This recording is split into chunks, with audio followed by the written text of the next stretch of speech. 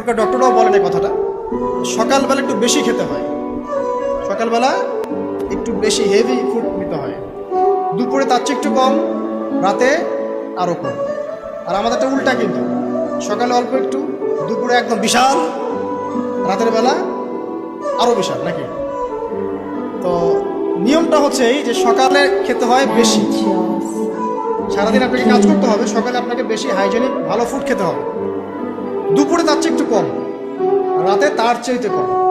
এভাবে খেতে পারলে প্রফিটিক খাওয়া হবে ইনশাল্লাহ। আর খাবার আমাদের সুন্নাহ মতো খাওয়ার দরকার নেই, নবী সাল্লাল্লাহু আলাইহি ওয়াসাল্লামের সুন্নাহ মতো খাই।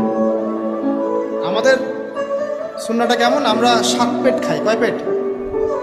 7 পেট। যদি পেটের মধ্যে কিছু জায়গা ফাঁকা থাকে সেটাও কিছু মিষ্টি দিয়ে ঢুকায় সাবার পেটে ভর্তি করতে হবে, এটা চ্যালেঞ্জ, পেটটা ভর্তি করতে হবে। আর নবী সাল্লাল্লাহু আলাইহি ওয়াসাল্লাম খেতেন এভাবে যে পেটটাকে 3 ভাগ করতেন, 1 ভাগ খাবার খেতেন, 1 ভাগ তিনি পানীয় পান করতেন, আর 1 ভাগটা ফাঁকা রাখতেন। আপনি এভাবে খাওয়া শুরু করেন, দেখবেন আপনি ফিজিক্যালি ফিট ফিল করছেন এবং আপনি ক্লান্ত হচ্ছেন কম, অলসতা কম আসছে কাজে, আপনি এনথুজিয়াজম পাবেন ইনশাআল্লাহ। তো খাবারের ব্যাপারটা সতর্ক থাকে। আর এই যুগে খাবারের মধ্যে প্রচুর ভেজাল আছে, চেষ্টা করতে হবে ম্যানুফ্যাকচার্ড খাবারগুলো বাদ দিয়ে হোমমেড যে ফুডগুলো আছে, হোমমেড ফুড বাসায় যেগুলো আমরা তৈরি করি, ফ্রেশ হাইজেনিক ফুডগুলো খাওয়ার চেষ্টা করতে হবে। স্পেশালি বাচ্চাদের ব্যাপারে সতর্ক থাকতে হবে। বাচ্চাদেরকে, তরুণদেরকে এমন কোনো খাবার খাওয়া যাবে না যে খাবারটা খেলে আপনি অসুস্থ হয়ে যান, আপনার স্ট্যামিনা কমে যায়, আপনি ফিজিক্যালি দুর্বল হয়ে পড়েন। এটা খুব খেয়াল রাখবেন।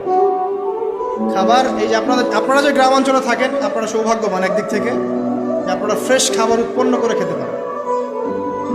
শেষ জামানায় খাবারের মধ্যে খুব ভেজাল আসবে, এটা বিভিন্ন হাদিস দিয়ে মেলানো যায়, আমি ওইদিকে যাচ্ছি না, কনক্লুশন বললাম শেষ জামানায় খাবারের প্রচুর ভেজাল আসবে। তো এই ভেজালগুলো থেকে দূরে থাকতে হলে আমাদেরকে হাইজেনিক ফুডের দিকে ফোকাস করতে হবে এবং প্রোডাক্ট খাবার উৎপন্ন করে খেতে পারলে খুব বেশি ভালো হয়, না পারলে রুট লেভেল থেকে খাবার নিয়ে আসতে হবে। আর অ্যাটলিস্ট ম্যানুফ্যাকচার যে খাবারগুলো বাজারে ঘোরাফেরা করে এগুলো অ্যাভয়েড করতে হবে।